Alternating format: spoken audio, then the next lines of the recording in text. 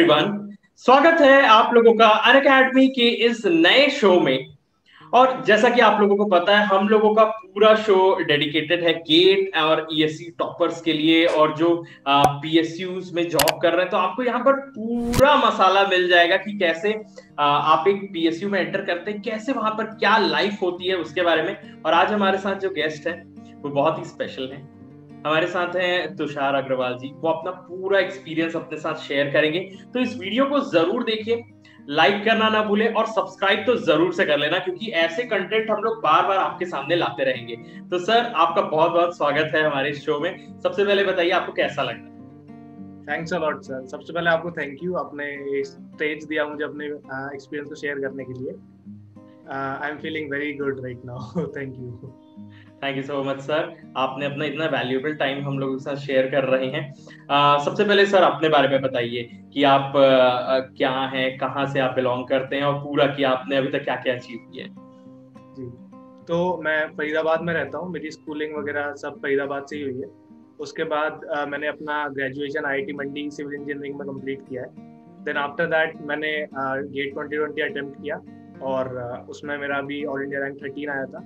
Then उसके बाद मैंने अभी NHAI national highways authority of India join किया है थ्रू गेट, और करेंटली मैं उसी की पोस्टिंग का वेट कर रहा हूँ इस समय। ओके सर, मतलब बहुत अच्छा ये जर्नी रहने वाला है। मैं आपसे बहुत सारे क्वेश्चंस पूछता रहूंगा। और स्टूडेंट्स, आप लोगों को भी अगर कोई स्पेसिफिक डाउट होगा अबाउट सिविल इंजीनियरिंग, कैसे गेट के लिए प्रिपरेशन किया जाए। और हाँ, एडेड सर ने बताया नहीं है कि वो अभी अपना प्री भी क्वालिफाई कर चुके हैं इंजीनियरिंग सर्विसेज में, और अभी वो उनका आगे का मेंस का पेपर होने वाला है। तो क्या पता वो सीधा आईएएस तुषार अग्रवाल कहलाएंगे। तो उसके बाद की जर्नी हम लोग फिर से कवर करेंगे सर, बिल्कुल।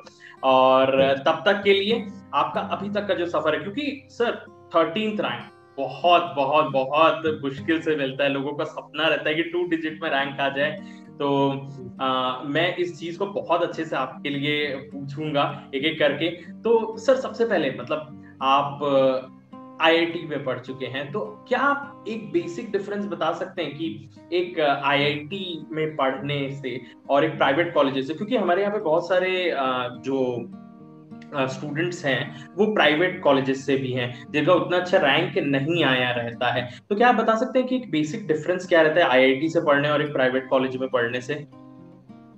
देखिए, मेरे ख्याल से तो बहुत ज़्यादा डिफरेंस नहीं है, क्योंकि अगर आप देखें डेफिनेटली एक बेस तो अगर आप आईआईटी की प्रिपरेशन करते हैं तो एक बेस डेफिनेटली आपका डेवलप हो जाता है, जो सिविल इंजीनियरिंग के कुछ सब्जेक्ट में आपको मैटर करेगा। बट अगर आप रिजल्ट देखें तो बहुत सारे आईआईटीएंस हैं जो सिलेक्ट नहीं भी होते हैं हर साल, और बहुत सारे नॉन आईआईटीएंस हैं जो सिलेक्ट होते हैं और सिलेक्ट नहीं होते, बहुत अच्छी रैंक्स लाते हैं। तो ये मैटर नहीं करता। मैटर ये करता है कि अगर आपके बेसिक्स कमजोर हैं तो आप उसको स्ट्रॉन्ग करिए, और अगर हैं तो आपको बिल्कुल भी डरने की जरूरत नहीं है। हो सकता है अनफॉर्चुनेटली आपका आईआईटी में ना हुआ हो, लेकिन आपके बेसिक स्ट्रॉन्ग हो। अदरवाइज जो मिथ मार्केट में है कि आईआईटी में है इसलिए हो गया, तो ऐसा बिल्कुल नहीं है। पूरी मेहनत करनी पड़ती है, और वही सब करना पड़ता है जो हर कोई जो कि रिक्वायर्ड है, और वही किसी भी आईआईटी या नॉन आईआईटी के लिए सेम रिक्वायरमेंट्स हैं, वो फुलफिल करनी ही पड़ेंगी। ये इसमें कोई बहुत अच्छा लगा सर, मतलब आपने इतना अच्छे से इस चीज को बताया ना। क्यों? क्योंकि ना एक बंदा जैसे ही वीडियो स्टार्ट करेगा वो क्या सोचने लगेगा, अरे यार ये तो आईआईटीएन है इसीलिए इसका निकल गया है। पर ऐसा नहीं है दोस्तों। मैं आपको सीधा सीधा एक बात बताना चाहता हूँ कि सर तो वो बात नहीं बता रहे हैं, क्योंकि 4th ईयर में इनके भी फर्स्ट अटेम्प्ट में उतना अच्छा रैंक नहीं आया था। पर उनको सीरियसली खुद से मेहनत करना पड़ा, और फिर वो इस मुकाम तक पहुंच चुके हैं कि वो इतने अच्छे रैंक पे हैं। तो इस बात को तो सबसे पहले अपने दिमाग से निकाल दीजिए कि यार आईआईटीएन है तभी कुछ हो पाएगा। हाँ, एक बात है कि एक बार आपने आईआईटी के टाइम पे मेहनत की है तो वो फल तो देगा ही आपको। पर बहुत अच्छा लग रहा है सर। मैं आपका ये जानना चाहता हूँ कि कॉलेज के साथ साथ हम लोग गेट की प्रिपरेशन कैसे कर सकते हैं। देखिए, कॉलेज के साथ बल्कि प्रिपरेशन करना मैं कहूँगा कि बहुत आसान है। बस ये है कि आप एक गाइड अगर आपके साथ रहे। अब तो इंटरनेट पे अनअकैडमी है और बहुत ऑनलाइन प्लेटफॉर्म्स है जिसपे आप ऑनलाइन हेल्प ले सकते हैं। तो मतलब कॉलेजेस में सेम जो सब्जेक्ट्स हैं उसी में बस आपको थोड़ा कॉम्पिटिटिव टच देना है कि आपको ऑब्जेक्टिव सॉल्व ज्यादा करना है, या गेट जिस तरीके से क्वेश्चन सॉल्व करता है उसके लिए टेस्ट सीरीज आजकल मार्केट में अवेलेबल है। तो अगर आप कॉलेज के साथ प्रिपेयर करते हैं तो जो सब्जेक्ट्स हैं वो तो सेम ही रहने वाले हैं, और ऑलमोस्ट सिविल इंजीनियरिंग इतना पुराना सब्जेक्ट है, इतना पुराना ब्रांच है कि सारे सब्जेक्ट्स ही हर कॉलेज कराता है लगभग, कोई मिस आउट नहीं होता है।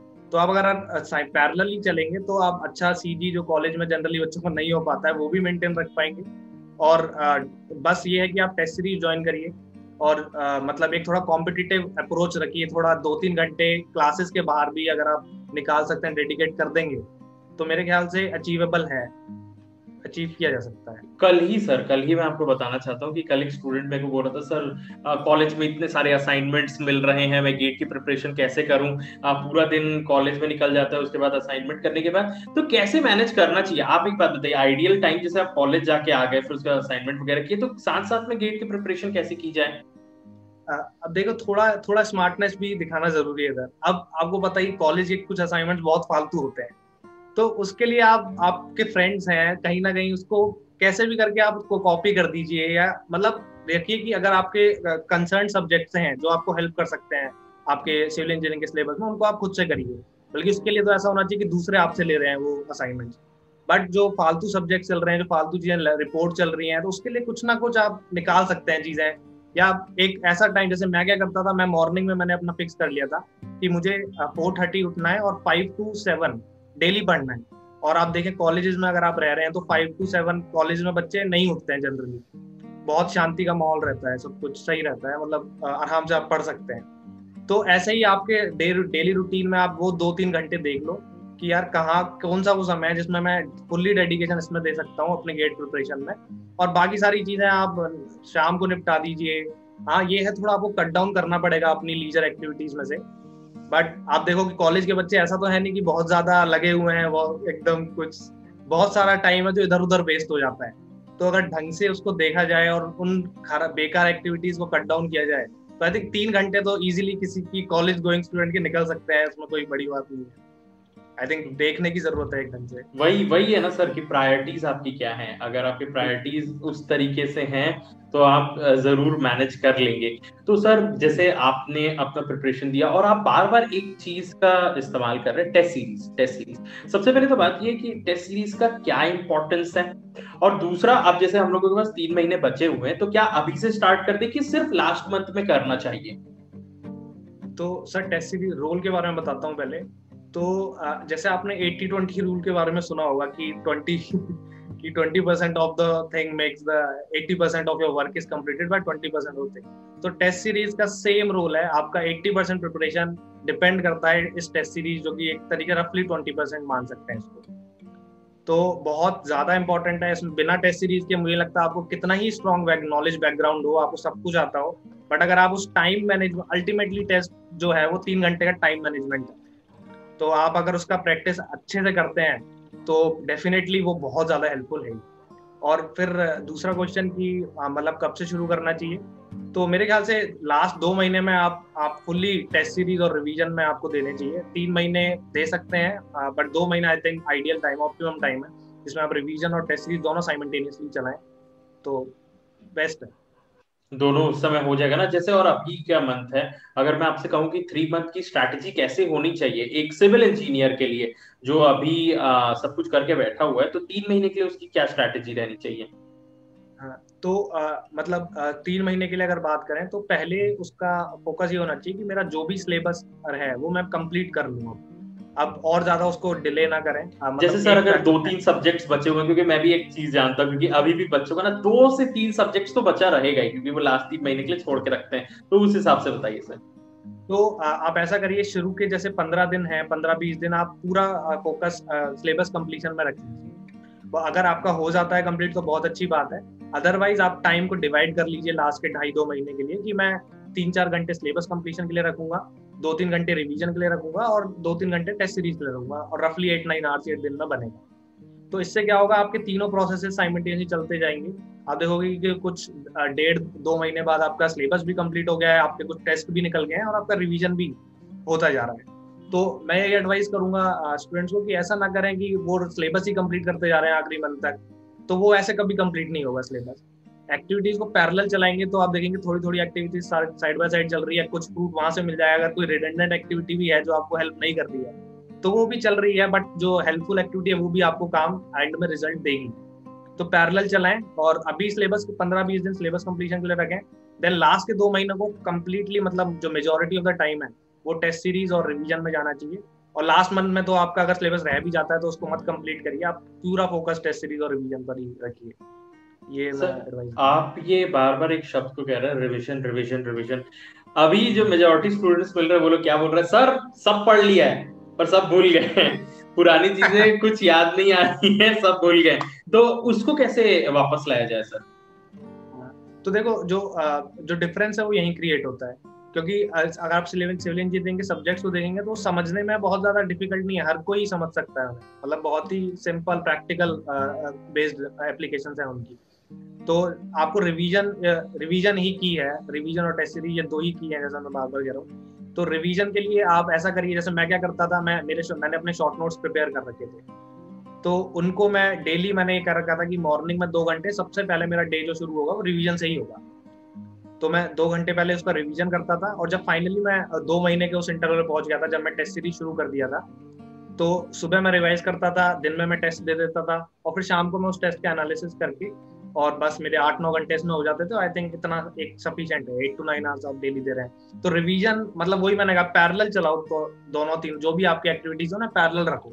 आप मॉर्निंग डेली बेसिस पर रिवीजन करिए, हर ऑल्टरनेट डे पे 2 दिन 3 दिन में टेस्ट दीजिए, जो भी आप जिस भी हिसाब से आपको सूट करता है, और आगे बढ़ते रहिए। अगर आपका सिलेबस कंप्लीट हो गया इस समय पे तो बहुत अच्छी बात है, आप 2 टेस्ट सीरीज कंप्लीट लगाइए, क्योंकि अब प्री की भी दिक्कत है, क्योंकि अब प्री जो है वो शिफ्ट हो गया जुलाई में।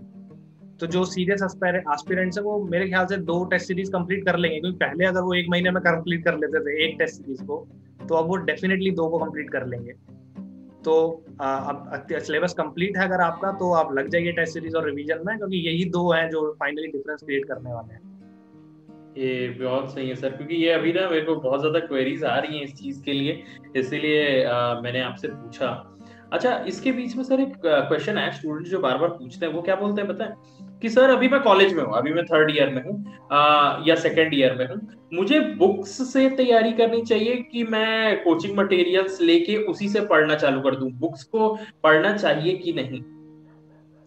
देखिए, मैंने तो कभी स्टैंडर्ड बुक्स नहीं पढ़ी, सही बताऊं तो मतलब जरूरी रिक्वायर्ड नहीं है। और मेरे जितने भी फ्रेंड्स थे जो सक्सेसफुल रहे हैं इसमें, या सीनियर्स हैं जो सक्सेसफुल रहे हैं, उन्होंने भी कभी भी स्टैंडर्ड बुक्स के लिए ना तो एडवाइस किया, ना उन्होंने शायद पढ़ी भी नहीं है मोस्ट प्रोबेबली।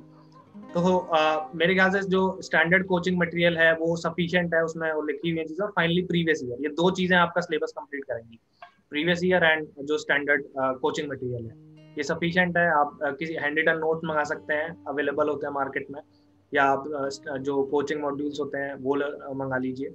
स्टैंडर्ड बुक्स भी आप यूज कर सकते हैं, बट दिक्कत है उसमें एक एग्जाम ओरिएंटेड चीजें नहीं बताई गई हैं आपको, वो आपको आगे पढ़ाने के लिए, मतलब आपकी नॉलेज को ब्रॉड करने के लिए है, वो थोड़ा टाइम टेकिंग हो सकता है आई थिंक। तो मैं वो एडवाइस नहीं करूंगा, आप स्टैंडर्ड बुक्स के लिए फिलहाल ना जाएं।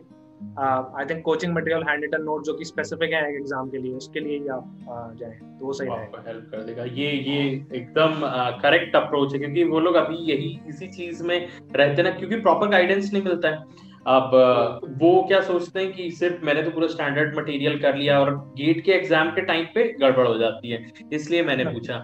तो सर आपका जैसे पहले बार के अटेम्प्ट जब आपने कॉलेज में साथ दिलाया था, तो आपका 800 कुछ रैंक था, 800 कह रहा हूँ। फिर उसके बाद आपने अपने अंदर ऐसे क्या चेंजेस लेके आए, क्या चीजों को बदला कि आपका इतना अच्छा रैंक 13th रैंक तक आप पहुंच गए?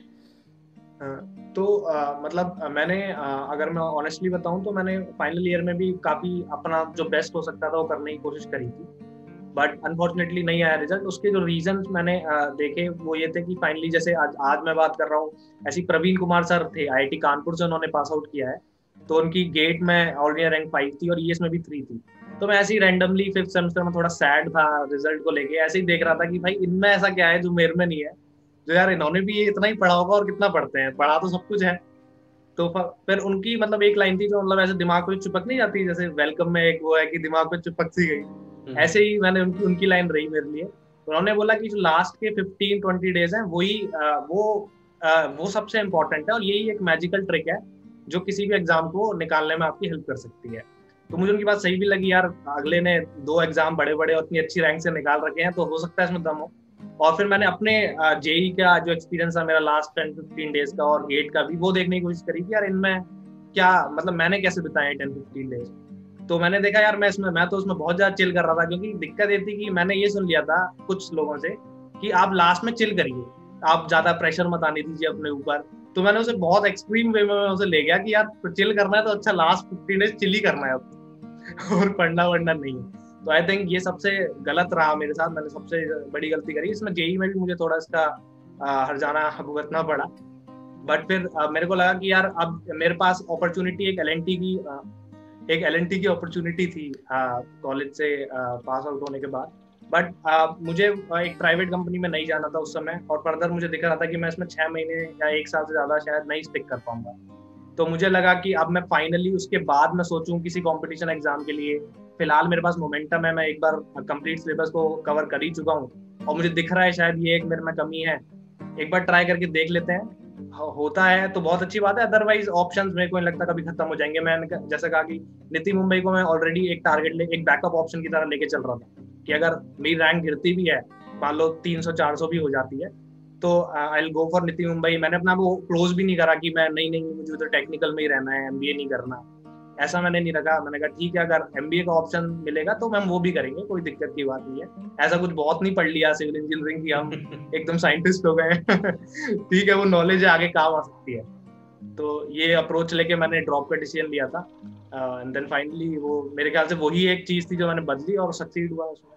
तो सर वो ड्रॉप का प्रेशर कैसा रहता है? एक तो आपने कॉलेज के टाइम पे दिलाया था और इसके बाद ड्रॉप का प्रेशर रहा, तो उसके साथ साथ कैसे चीजों को मैनेज किया जाए? क्योंकि एक होता है पेरेंटल प्रेशर, एक होता है सोसाइटी का प्रेशर कि ये क्या कर रहा है। तो आई होप आपने भी वो सारी चीजों को फेस किया होगा, तो उन सब चीजों में आप कैसे अपने माइंड को स्टेबल रखते थे, इसके बारे में जानना है।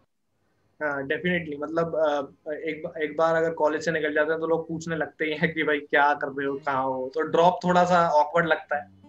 तो और प्रेशर भी बहुत रहता है, पेरेंट्स भी कहीं ना कहीं टेंशन में होते हैं थोड़े बहुत कि यार होगा या नहीं होगा, कॉम्पिटिटिव एग्जाम्स इसी तरीके के हैं नेचर में। तो मतलब मैंने इसके लिए यही था कि मैं ज्यादा से ज्यादा फोकस प्रोसेस पे ही कर रहा था, और कोशिश करता था कि ऐसे किसी नेगेटिव पीपल लोग जो है उनसे बात ना करूं कि भाई क्या हो रहा है ये वो। जो साथ में हैं बच्चे जो सीरियस एस्पिरेंट्स हैं उनके साथ ही मैक्सिमम टाइम स्पेंड करूं। और एक बैकअप ऑप्शन मैं हमेशा दिमाग में रखता था कि यार अगर मान भी लो, जैसे कभी कभार नेगेटिविटी आती है कि यार शायद नहीं हो रहा, क्योंकि अप्स एंड डाउन चलते हैं प्रिपरेशन में, कोई टेस्ट खराब हो जाए तो फिर लगता है कि यार कहीं कहाँ फंस गए, कुछ और कर भी पाऊंगा कि नहीं एग्जाम होने के बाद, मान लो खराब हो गया तो उसमें मैंने रखा हुआ था अपने लिए कि मैं अपने आप को ओपन रखता था कि मतलब नीति मुंबई में भी मैं जाऊंगा, अगर जरूरत पड़ी तो एमटेक के लिए भी मैं ओपन था, अगर उसमें नीड पड़ी तो उसमें भी जाऊंगा, कोई दिक्कत नहीं है। तो इस तरीके से मैंने जब अपने आप को ओपन रखा हुआ था डिफरेंट ऑप्शंस के लिए, तो वो एक प्रेशर रिलीज करने का काम करता था। ये बहुत सही तरीका है सर। क्या है ना, जब मैं इस चीज को गौर किया हूँ, पता है, जब ना लोग अपने आप को ना ऐसे क्लोज करके रख लिए रहते हैं ना कि नहीं करना है तो सिर्फ पीएसयू ही जाएंगे, अच्छे अच्छे रैंक के बाद भी लोग ड्रॉप ले लेते हैं सर। वो लोग सोचते हैं कि नहीं या तो निफ्टी ही जाना है या तो इसी को करना है। आपका इस चीज में क्या विचार है कि अगर किसी को एक ऑप्शन मिलता है करने के लिए, है ना, भले वो जिस चीज को डिजायर कर रहा है वो नहीं मिल रहा है, तो उसको जाना चाहिए नहीं जाना चाहिए? नहीं, आई थिंक कि बहुत ज्यादा रिजिड हमें एक चीजों को लेकर नहीं होना चाहिए, क्योंकि मतलब ऐसा नहीं है कि अगर मेरे को अब ईएसबी मेरा हो जाता है तो उसके कोई प्रोज एंड कॉन्स नहीं होने वाले। मतलब डेफिनेटली उसके भी कुछ कॉन्स होंगे, और अगर मैं नीति मुंबई में भी जाता तो उसके भी प्रोज एंड कॉन्स कुछ होते हैं इसके रिस्पेक्ट में। आई थिंक क्लोज तो अपने आप को नहीं करना चाहिए हर ऑप्शन में बट हाँ, अगर आपका वो बहुत ही ज्यादा मन है कि आपको वही करना है तो आप एक या मैक्सिमम दो अटेम्प्ट्स आप रखिए। बट ये कि आप स्टेप देते ही चले जा रहे हैं उसे 3-4 बार, मेरे ख्याल से वो एडवाइजेबल नहीं है। 2 अटेम्प्ट्स मेरे ख्याल से एक पेपर के लिए ठीक है, और मैक्सिमम 3, बट वो भी ज्यादा है 2। मैं इसके बाद मैं नहीं करने वाला था ऑनेस्टली, मैं नीति मुंबई के लिए फुल्ली रेडी था, मेरा इंटरव्यू वगैरह सब कुछ हो गया था मेरा, बस फीस जमा करने की रह गई थी बट फॉर्चुनेटली रैंक सही आ गई तो मेरा हो गया। ये बहुत सही है सर, क्योंकि मुझे शायद और कहीं कन्वर्सेशन करने के लिए नहीं मिलता। आज जो ये मैं बात कर रहा हूँ ना, ये कई लोगों की प्रॉब्लम है, क्योंकि वो एक अटेम्प्ट देते हैं, 2 अटेम्प्ट देते रहते कि नहीं बनना है तो वही बनना है। वही, अगर आपको देना भी है तो आप आगे बढ़िए, मतलब उसके साथ आप फिर कुछ पैरेलल चला लीजिए, बट मतलब एक जगह स्टिक करना वो दिक्कत हो जाएगी उसमें। क्या लगता है सर आपको कि कॉलेज के साथ साथ जैसे एमटेक में एडमिशन ले लिए, एमटेक के साथ साथ प्रिपरेशन हो सकती है गेट की, या फिर अगर जॉब ही ज्वाइन कर लिए जॉब के साथ साथ प्रिपरेशन हो सकती है? बिल्कुल, जॉब के साथ तो मैंने कई लोगों के, जैसे आप अनअकैडमी पे ही देखा कि लोग आईएएस निकाल देते हैं, तो गेट तो फिर भी वो आराम से हो सकता है। डेफिनेटली टेक्निकल ओरिएंटेड है, ऑब्जेक्टिविटी है बहुत ज्यादा, सब्जेक्टिविटी है नहीं। तो एमटेक के साथ तो प्रिपरेशन करते ही हैं, हमारे कॉलेज में भी थे और कॉलेजेस में भी स्टूडेंट्स हैं, तो एमटेक के साथ तो प्रिपरेशन करते ही हैं। और जॉब के साथ भी आई थिंक अगर एक डिसेंट मतलब टाइमिंग आवर्स हैं, आपको अगर 3-4 घंटे डेली मिल जा रहे हैं, तो मेरे ख्याल से डेफिनेटली प्रिपरेशन हो सकता है, दिक्कत नहीं होनी चाहिए। सर तो सबसे पहली बात है कि आपका रिजल्ट आया, फिर आपने इतने सारे पीएसयू के साथ में आपने एनएचएआई को क्यों चूज किया है? मतलब उसके क्या एडवांटेजेस है, लोग जानना चाहते हैं, क्यूरियस रहते हैं उस चीज के लिए कि क्यों सर एनएचएआई में ऐसा क्या है? तो आपको ऐसी क्या चीजें लगी जो आपको बहुत ज्यादा लुभा रही है? तो अगर देखें कि एनएचएआई का, देखो ये एक सिविल कोर इसकी फील्ड है, नेशनल हाईवेज है, तो हाईवेज में सिविल ओरिएंटेड ही सारा काम रहता है। आप बाकी अगर टॉप पीएसयू देखें, जैसे ओएनजीसी हो गया या आईओसीएल हो गया, तो वो कहीं ना कहीं सिविल का काम उसमें कहीं ना कहीं सेकेंडरी हो जाता है। तो एक तो जब मैंने पढ़ाई इसमें करी है, तो सिविल कोर फील्ड में रहना सही रहेगा, और वहाँ पे शायद थोड़े प्रमोशन भी इधर सिविल ओरिएंटेड मतलब ज्यादा जल्दी, मतलब एक टाइम बाउंड पीरियड में मिल रहे हैं, ऐसा मैंने सुना है। और अभी तो बेस पैकेज भी बाकी पीएसयू से ज्यादा है इसका। तो सारे फैक्टर्स ही ऐसे हैं जो एनएचएआई को मतलब सही लग रहे हैं एनएचएआई के लिए। तो एनएचएआई, और यही सुना है कि एनएचएआई बेस्ट ऑप्शन है फिलहाल गेट से, तो दैट्स व्हाई आपने इसको चूज किया है। सर बहुत अच्छा है, क्योंकि इतने अच्छे रैंक के साथ आप कहीं भी जा सकते थे, उसके बाद आपने एनएचआई को चूज किया क्योंकि आपको पसंद है, आपको सिविल का काम करना है, आपको पसंद है, इसलिए आपने उस चीज को चूज किया। एक और बात है सर यहाँ पर कि आपने अभी ईएससी का प्रीलिम्स भी निकाला है, तो उसके बारे में कुछ टिप्स, क्योंकि वो जस्ट आने वाला है लोगों का, है ना? तो किस तरीके से प्रिपेयर करना चाहिए, क्योंकि गेट आ गया है, उसके बाद ईएससी आएगा, तो किस तरीके से प्रिपेयर करना चाहिए? तो मतलब हमारे टाइम तो ये था कि जैन में प्री होता था, फिर 1 महीने बाद टाइम मिलता था गेट के लिए। तो मेरा पहला पूरा फोकस जैन तक, 5th जैन को हमारा प्री था, तो 5th जैन तक पूरा फोकस प्री पर ही था। उसके बाद मैंने 1 महीने में टेस्ट सीरीज और रिवीजन तो ऑब्वियसली हो गया था ये के उससे, पर टेस्ट सीरीज लगाना था, तो 1 महीने में गेट के लिए लगाया। अब जो सिनेरियो है वो चेंज है, काफी चेंज हो गया है। तो उसमें मेरे ख्याल से फिलहाल फेब तक आप गेट दीजिए, पूरा फोकस गेट पर रखिए। उसके बाद जुलाई में आपको 3 महीने मिल रहे हैं इंजीनियरिंग सर्विसेज के लिए, प्री के लिए। तो आपका डेफिनेटली जो थ्योरी, जो टेक्निकल पेपर का जो पोर्शन है, वो तो ऑलमोस्ट 80% तो कंप्लीट आप कर ही लेंगे। और उसके बाद जो जीएस वाला पोर्शन है वो आप उसी गेट के बाद ही रखेंगे। तो होता क्या है कि वो याद करने का बहुत ज्यादा है, जो जीएस का पोर्शन है। तो अगर आप वो अभी से कर लेंगे तो आप भूल जाएंगे, तो वो फायदा नहीं है। तो फैब के बाद ही आप जीएस को शुरू करिए। दोनों मतलब प्री की जो स्पेसिफिक तैयारी है वो मैं यही एडवाइस करूंगा कि फैब के बाद करें, अभी गेट पर पूरा फोकस रखें। अच्छा सर, जैसे अभी थोड़े दिन पहले एक स्टूडेंट मेरे को बोल रहा था कि मुझे अभी से मेंस के क्वेश्चंस को प्रैक्टिस करना चाहिए, will it help in pre? और जब ये पूरा आ जाएगा रिजल्ट हमारा प्री का, या प्री दिला दिए उसके बाद प्रिपेयर करना चाहिए मेंस के लिए? मतलब अभी से करने की कोई रिक्वायरमेंट नहीं है मेंस के क्वेश्चंस करने की। मेंस के क्वेश्चन आपको 3 महीने मिलेंगे, they are more than enough for mains.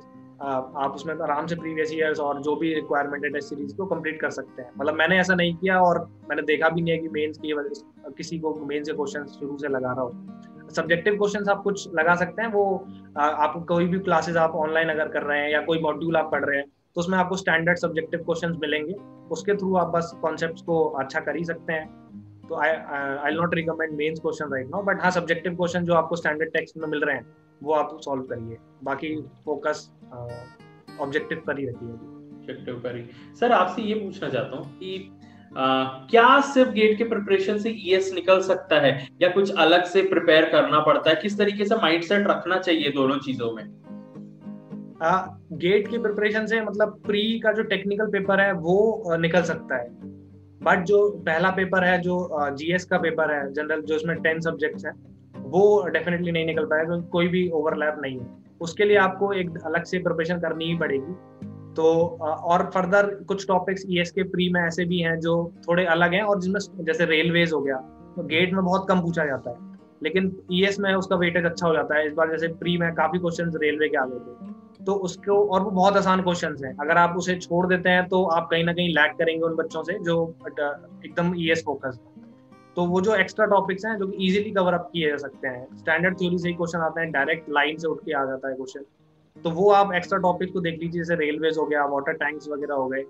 तो इन टॉपिक्स को आप अलग से सिलेबस को एक बार देखिए, उन्हें निकाल लीजिए वहाँ से कि हाँ यार ये टॉपिक्स हैं जो गेट और इसमें मैच नहीं कर रहे हैं। उसको अगर आप 15-20 डेज अगर प्रिपेयर कर लेंगे स्टैंडर्ड टेक्स्ट बुक से, आपको कहीं अलग से बहुत कोचिंग लेने जाने की जरूरत नहीं है उसमें। उन्हें प्रिपेयर कर लीजिए, सिंपल क्वेश्चंस आते हैं तो आप डेफिनेटली टेक्निकल आराम से निकाल लेंगे। और रही बात जीएस की, तो जीएस के लिए आप जो वही अगेन स्टैंडर्ड जो मॉड्यूल्स हैं कोचिंग के वो मंगा लीजिए, और उनके 2-3 रीडिंग अगर आप लेंगे अच्छे से तो वो भी निकल सकता है, क्योंकि उसमें 200 में से कुछ 100 स्कोर करना होता है। तो आई थिंक वो अब उतना ही एवरेज जाता है, बहुत ज्यादा 115 मैक्सिमम चला जाता है बच्चों का, तो 100-105 इजीली अपने आप स्कोर किया जा सकता है। मतलब इसके साथ साथ में आपका टेक्निकल का हो जाएगा, पर वो जीएस वाले सेक्शन के लिए आपको थोड़ा अलग से प्रिपेयर करना ही पड़ेगा। सर ये हम लोगों को एक फ्रेमवर्क मिल गया कि क्योंकि अभी जो स्टूडेंट इसको देखेंगे ना, उनको यही सारी चीजों की रिक्वायरमेंट रहने वाली है। और सर आपकी तरफ से कोई और मतलब एडिशनल इंफॉर्मेशन जैसे किसी एस्पिरेंट को देना चाहते हैं दिल से, जो कि आप फील करते हैं कि ये यार उनको एक अनमोल खजाना मिलेगा मेरे तरफ से? मैं यही बोलूंगा कि मतलब डिमोटिवेट ना हो, कि अगर आपने जर्नी चूज करी है तो डेफिनेटली सेटबैक्स आएंगे, हो सकता है पहले अटेम्प्ट में आपको फेलियर का सामना करना पड़े, बट उसको अपने दिल पे ना लें कि यार मेरे में कोई कमी है या नहीं, आपके कुछ प्रोसेस में ही आपकी कमी है, आप में कोई कमी नहीं है। कुछ प्रोसेस में ही दिक्कत रही है, उस प्रोसेस की कमी को देखने की कोशिश करिए। अपने सीनियर्स को जो टॉपर स्टॉक है उनको देखिए, क्या मतलब गलती रह सकती है, मतलब पूरा फोकस इस पर रखिए। कहीं भी ये मत सोचो कि यार ये तो आईआईटी से है, मैं नहीं हूँ, ये बहुत इंटेलिजेंट है, मैं नहीं हूँ। इंटेलिजेंस का इसमें कोई रोल ही नहीं है। प्योर हार्डवर्क पर अपना पूरा फोकस करिए और प्रोसेस को देखते जाइए, अपने प्लान को प्लान करिए और एग्जीक्यूट करिए, और हिट एंड ट्रायल जो मेथड चलता है, ट्रायल एंड एरर वो करते रहिए, और बस अपने ऊपर थोड़ा कॉन्फिडेंस बनाए रखें, एंड तक रिजल्ट्स फॉलो करेंगे ही करेंगे। और उसी चीज में एक चीज ऐड करना चाहता हूँ सर, क्योंकि स्टूडेंट्स को क्या लगता है ना, टॉपर ने बोल दिया है मतलब वही सही है। जैसे आपको नहीं लगा कि लास्ट के 15 डेज चिल करना चाहिए तो मतलब चिल करना चाहिए, ऐसा कुछ भी नहीं है। मतलब ये आपको सूट कर रहा है कि नहीं, आप उस चीज के लिए कंपैटिबल हैं कि नहीं। क्योंकि मैं एक चीज जानता हूँ ना सर कि कई बार टॉपर्स क्या बोल देते हैं कि एफडी मैथ्स तो लास्ट के 1 महीने में हो जाएगा करके, और बंदा करके नहीं जाता है, और फिर उनके साथ गड़बड़ हो ही जाती है ये।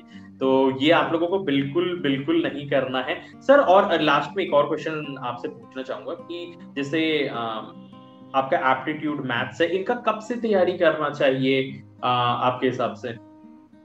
देखिए ये एक सब्जेक्टिव क्वेश्चन हो जाता है, क्योंकि अगर आपका बेस अच्छा है, जैसे मैंने जेईई का लिए प्रिपरेशन किया था, उसमें मैथ्स एक्सटेंसिवली यूज थी, तो हमारे लिए मैथ्स करना आसान रहता है, और एफटी भी कुछ हद तक आसान पड़ जाता है। बट अगर मान लीजिए आपकी मैथ्स इतनी अच्छी नहीं है, तो आपको अपने हिसाब से प्लान करना होगा, उसमें टाइम आपको ज्यादा डिवोट करना होगा। बट अगेन इसमें ऐसा नहीं है कि मैथ अगर आप जेईई के नहीं है तो मैथ बहुत ज्यादा टफ है। अगर आप प्रीवियस ईयर कर लेंगे तो वही सफिशिएंट है, उतनी ही मैथ्स हम भी कर पाएंगे या कोई जेईई का बच्चा कर पाएगा, उससे ज्यादा हार्ड आएगी तो वो हमारे लिए भी डिफिकल्टी हो जाएगी। तो आप देखिए कि आपको अगर लग रहा है आप प्रीवियस ईयर नहीं कर पा रहे हैं या डिफिकल्टी आपको लग रही है, तो सॉल्व करिए प्रीवियस ईयर को। एक बार से नहीं हो रहा है तो 2 बार करिए, टेस्ट लगाइए, बस डिपेंडिंग ऑन कि आपके लिए क्या है, वही हिट एंड ट्रायल करिए, हिट करिए उसको। अगर मैथ्स आपको लग रहा है, पर ऐसे छोड़ के मत जाइए कि भाई मैंने बोल दिया कि मैथ्स आसान है नहीं करनी, तो जैसे सर ने कहा और मैं नहीं करने वाला हूँ। नहीं, उसको प्रीवियस ईयर है किस लिए, लगाओ उसे और देखो कि हो रहा है या नहीं हो रहा, तो उसमें आपको इनपुट देने की जरूरत है। अदरवाइज आप उसके जगह कुछ रिवीजन पर फोकस कर सकते हैं या कोई और पर्टिकुलर चीज पर फोकस कर सकते हैं। Very good sir, thank you so much sir, आप अपना इतना वैल्यूएबल टाइम हमारे साथ शेयर किए। क्योंकि लोगों को गाइडेंस की जरूरत है, सबके पास मेंटर्स नहीं होते हैं, क्योंकि आपका एक शब्द भी कितना ज्यादा वैल्यूएबल हो जाए किसी और के लिए ये हम लोग नहीं जानते हैं। बहुत अच्छा लगा सर, आप हमारे साथ इतना सारा टाइम स्पेंड किए। और वीडियो अगर आप लोगों को भी पसंद आया हो दोस्तों, तो इस वीडियो को जरूर लाइक करिएगा, ज्यादा से ज्यादा शेयर करिएगा, क्योंकि शेयरिंग इज केयरिंग, है ना। तो thank you so much sir. Thank you sir, thanks a lot, thank you.